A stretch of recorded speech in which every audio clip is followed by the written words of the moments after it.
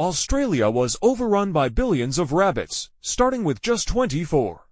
It began in 1859, when Thomas Austin, a landowner, released 24 European rabbits for hunting. They spread across millions of hectares. By the early 1920s, near 1 billion rabbits. Why did it get so bad?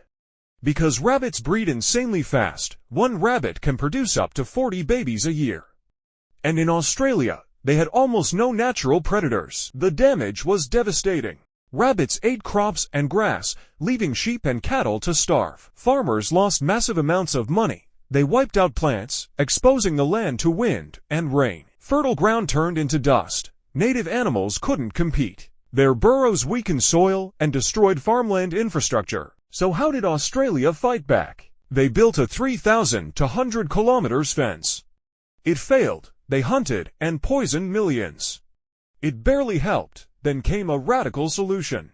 In 1950, scientists released a virus called myxomatosis, spread by mosquitoes and insects. It killed up to 99% of rabbits. In 1995, another virus was introduced. Again, populations dropped, but never disappeared. Today, Australia still has around 200 to 300 million rabbits. They continue to cause hundreds of millions in damage every year, all from just 24 rabbits. A small decision that changed an entire continent forever.